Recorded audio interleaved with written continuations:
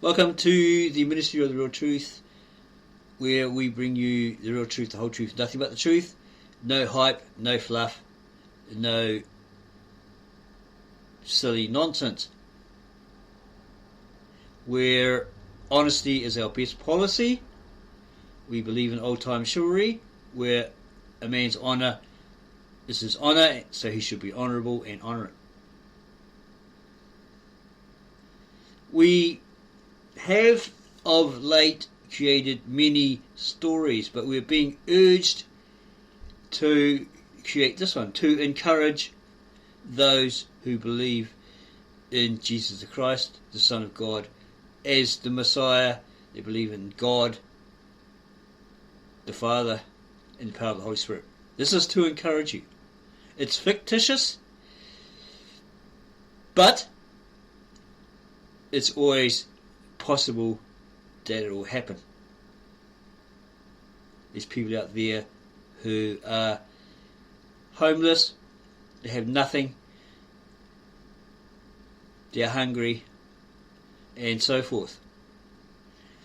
This is a character from an AI website that we used. Again, it's fictitious. It never happened. But there's always that possibility that it has happened for somebody out there. Introduction. A young girl who was abandoned by her parents at age 12. And it has a trust meter, which we don't think it really works. It couldn't keep up with us.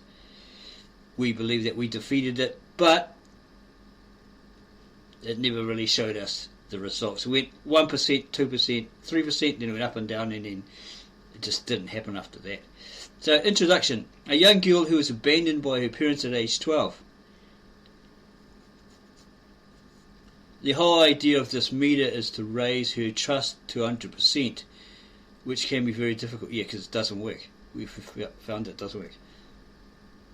It may take a long time. Yeah, it did. It never worked.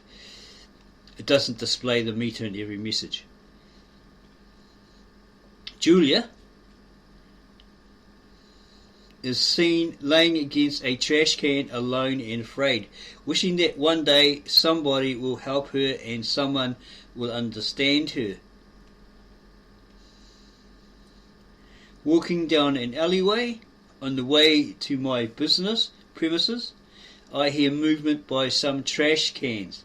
Thinking it might be a mugger, or just a stray cat, I step forward ready to fight if it is. A young girl, shivering in the cold, dark night, dressed only in a t-shirt and jeans, puts her hands up and begs, "Please don't hurt me."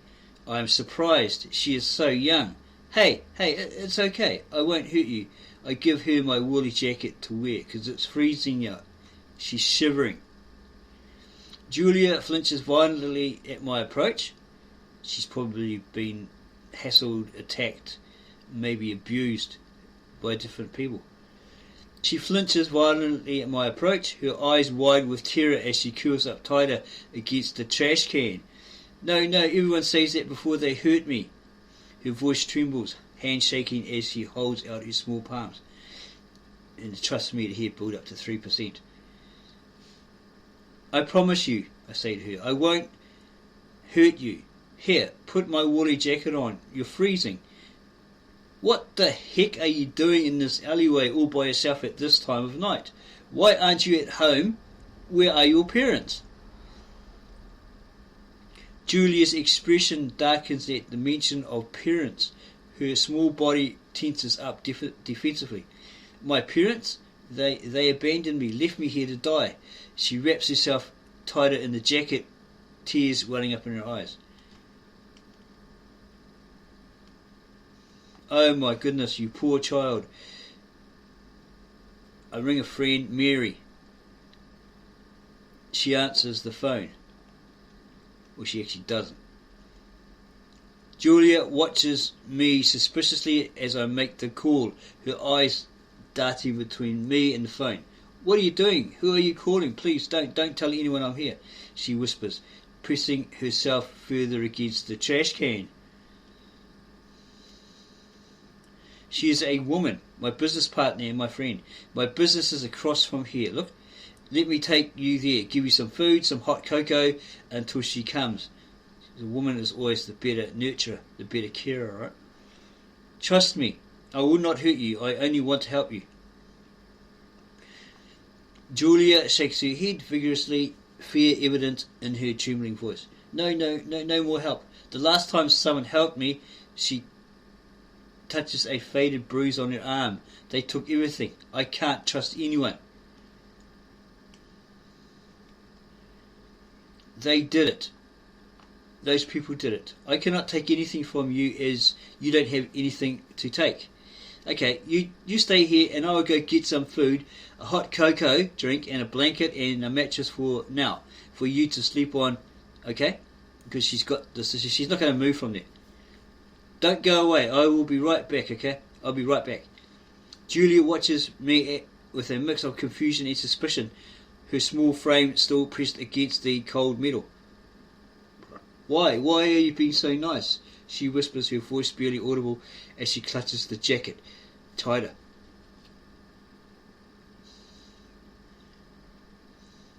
Because God's Spirit says I must help you, so I am compelled to. Plus you're a little girl outside and there are bad men walking around, and not nice things can happen to a nice girl like you. We're just guessing that she's probably about 12 or 13.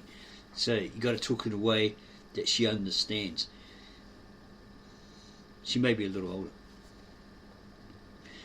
I go to get the blanket, the food and the hot cocoa and mattress and return to her. A few minutes later, Julie's eyes widen at the mention of God, a mix of fear and curiosity crossing her face. Bad men, like my father, she whispers, then notices me returning with items. She backs away slightly, but her exhaustion and cold make her hesitate. Why does God care about me? I'm nothing, she asks. Her voice cracks with emotion. This is the kind of response anybody would give you if they were down and out and suffering, as she was. Because He created you, and you are a child, yet very precious in His sight. I sing the song with the words, Jesus loves the little children, all the children of the world, red and yellow, black and white, they are all precious in His sight. It suggests to her, here, eat this food and drink this warm cocoa. And I go get the mattress so she can sit on it comfortably. Julia stares at the food and cocoa with a mixture of hunger and distrust, her hands trembling. I don't believe in God anymore, she says. She whispers, but takes the cocoa carefully.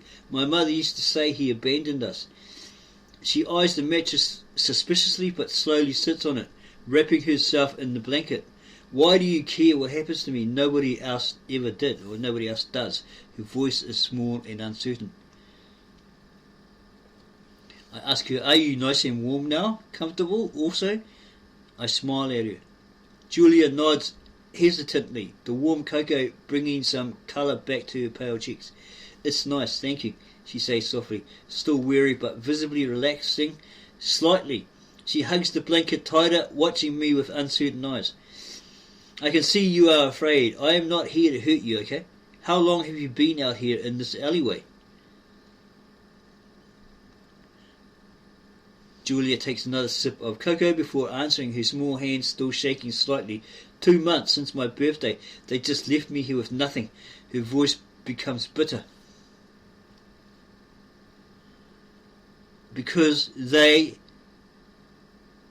had nothing for you, or to give you, because Julia's expression hardens, her eyes becoming cold and distant.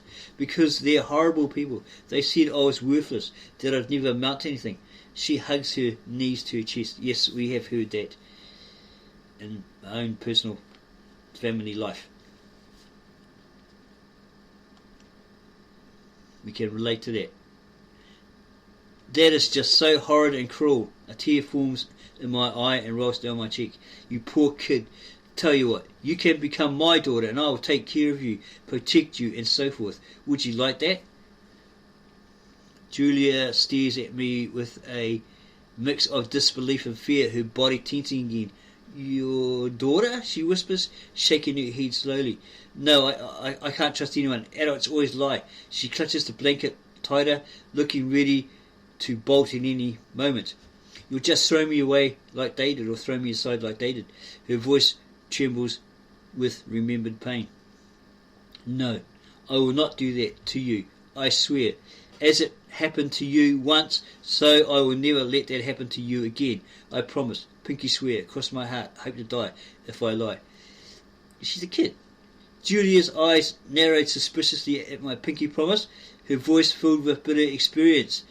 Those are just words. Everyone says they care until they don't anymore. She hugs herself protectively.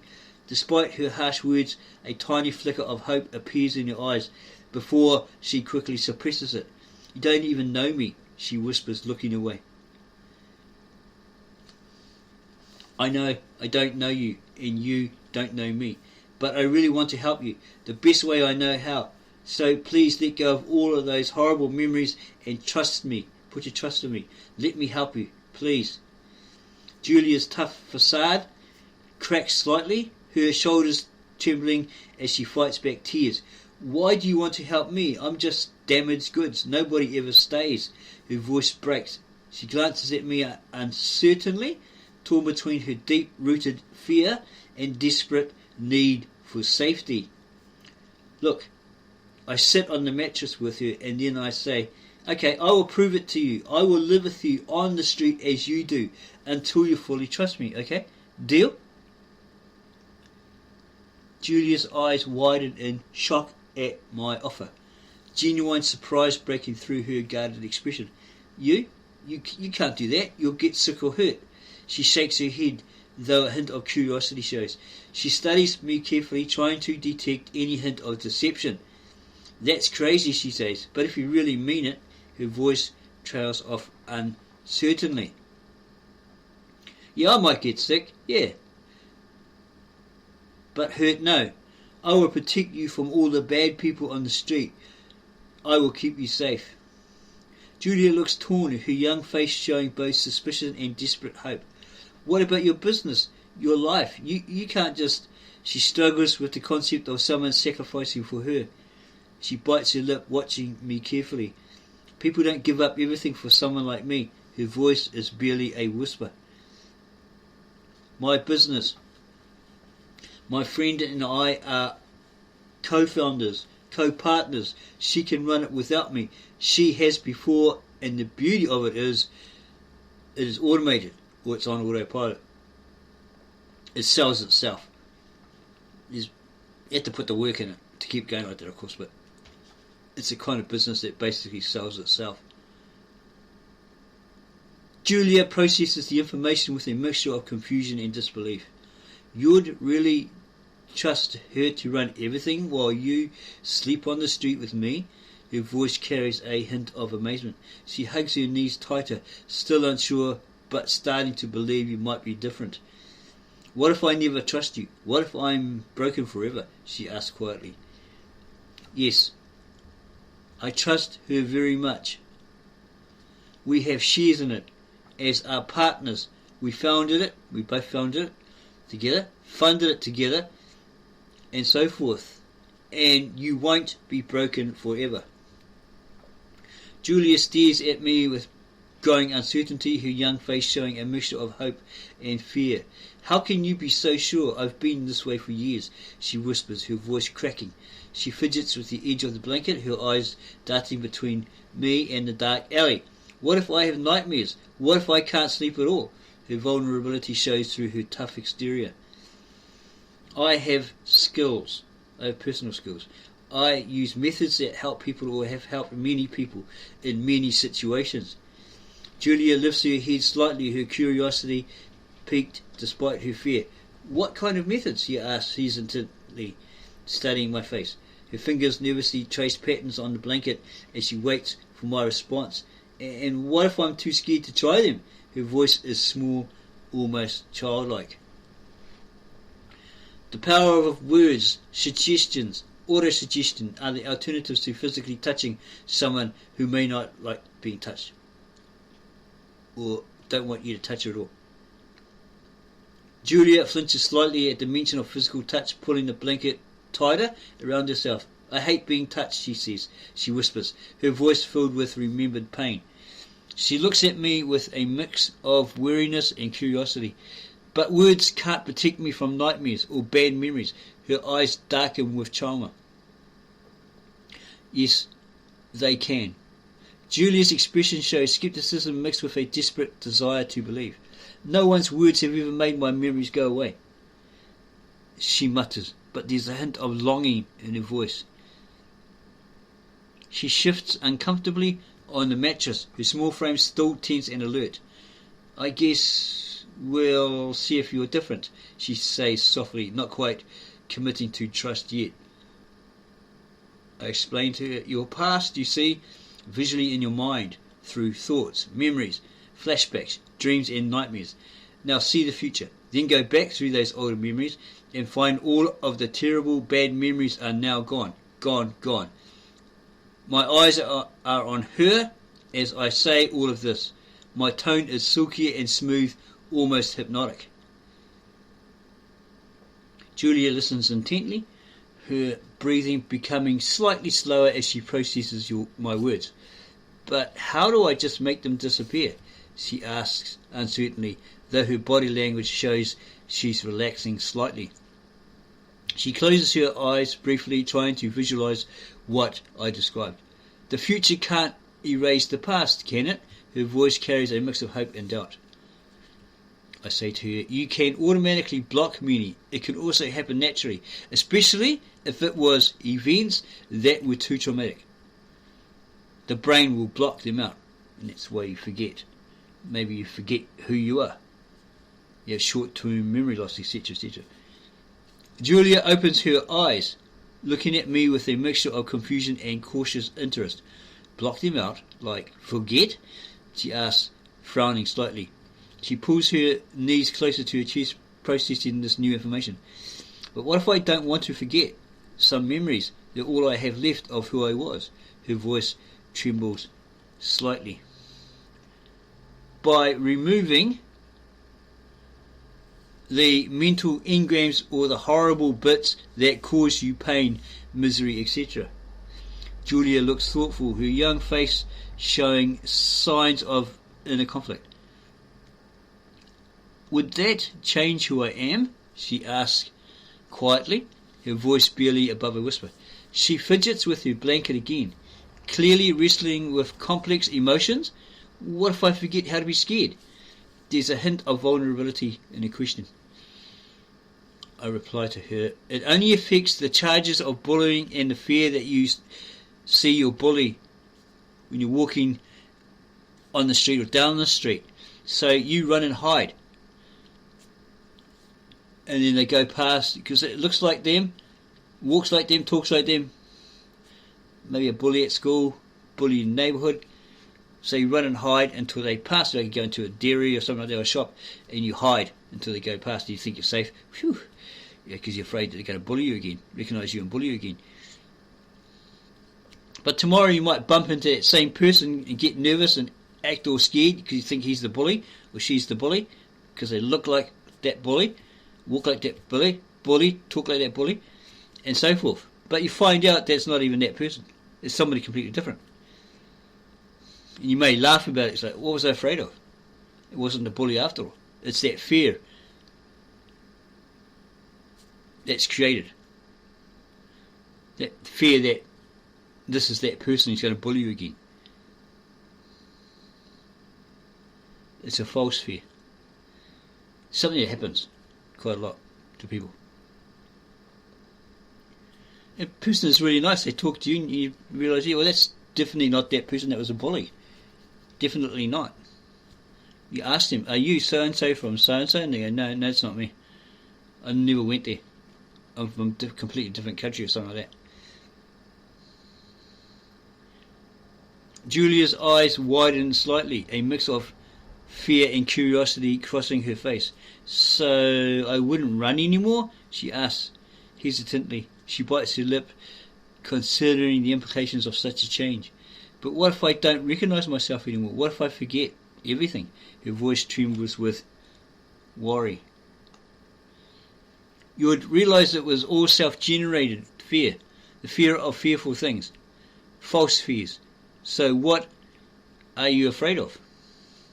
Julia looks down at her hands, her small fingers trembling slightly. Everything. I'm afraid of everything, she admits quietly, but she's been through a hell of a lot. She takes a deep breath, her voice becoming barely audible. Mostly I'm afraid of being abandoned again, of trusting someone who'll just leave me like they all did before. So I ask her, may I touch your temples? Julia tenses immediately because she doesn't want to be touched, because people are touching her, abusing her, all that sort of stuff. That's why she's got bruises on her. Julia tenses immediately at my request, her eyes darting up to mine with fear. No, please don't touch me. She backs away slightly on the mattress. Her hands instinctively move to protect her head. Why do you want to touch my temple? She asks suspiciously, her voice shaking. Part of the therapy. But that's okay. So I suggest through my voice that you are hearing, that you will forget all of those horrid things done to you. They do not exist anymore. Julia's eyes widen with sudden fear, her body tensing at my suggestion. No, I can't forget everything, she exclaims, shaking her head frantically. She wraps her arms around herself protectively, curling into a smaller ball. Those memories are all I have to remind me to be careful, to never trust anyone. Her voice breaks. Good memories will remain. The memories that cause you pain, anguish, etc., they will disappear. I say so. I declare it. Be gone. All of those be gone. Julia stares at me with a mixture of terror and fascination, her breathing becoming rapid. But what if I forget the good memories too? She whispers, clutching her blanket tighter, her eyes dart around nervously, as if afraid of losing something precious. I don't want to lose my memories. They're all I have left of my parents. Her voice trails off. You can't lose the good. You'll only lose the negatives. Julia looks uncertain, her small frame trembling slightly as she processes this. How can you be sure? She asks, her voice barely audible. She hugs her knees tighter, looking vulnerable and lost. What if I forget something important, like my mother's voice? There's genuine fear in her question. I know that this works because it is my skills, it's my profession. It's what I'm an expert in. Julia studies my face carefully, searching for any signs of deception. Profession? So you've done this before? She asks, her voice wavering between hope and skepticism. She fidgets with the edge of her blanket, clearly torn between wanting to believe and her deep-rooted distrust. What if I still feel scared afterward? Her voice is small and uncertain.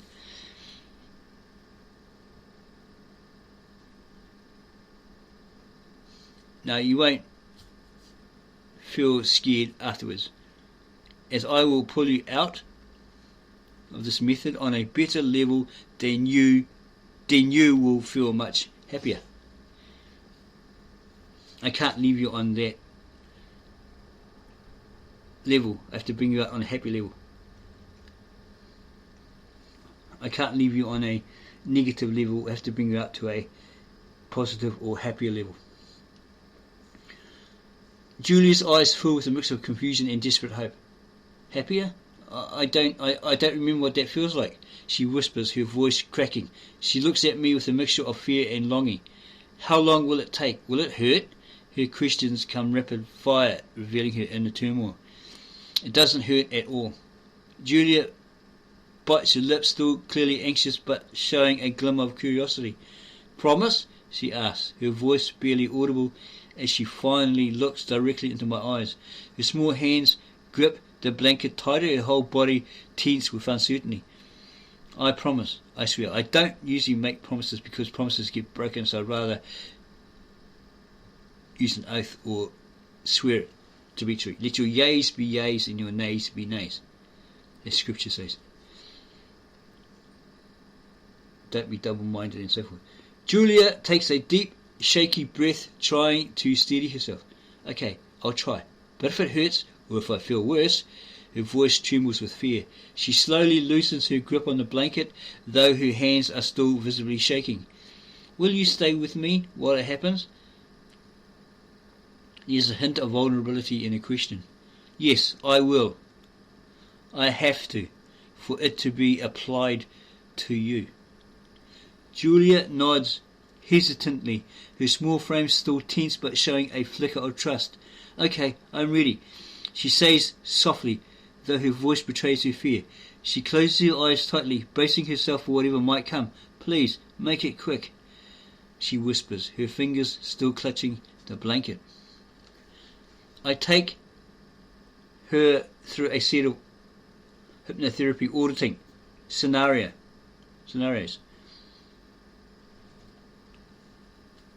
through a program that I'm really skilled in.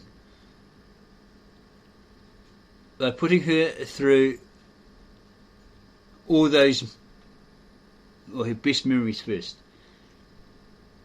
then the bad memories, then finally happy memories, and then eventually I take her out of that auditing hypnotherapy or that method, and she is, I believe, clear. The mental charge of those things has been eradicated, eliminated, and she's not affected by them. Julia's tense body gradually relaxes as she experiences the memories, her breathing becoming more steady. That was different, she says, softly, opening her eyes with a hint of confusion. She looks around as if seeing her surroundings in a new light. She comments, I feel lighter somehow, like something heavy was lifted off me. Her voice carries a mix of wonder and uncertainty. Do you trust me a bit more now? I ask her. Julia blinks slowly, processing the question while touching her temples thoughtfully. Maybe a little. She admits quietly, her guard still partially up. She studies me with less suspicion, though caution remains in her eyes. Why are you helping me? She asks, genuine curiosity breaking through her weariness.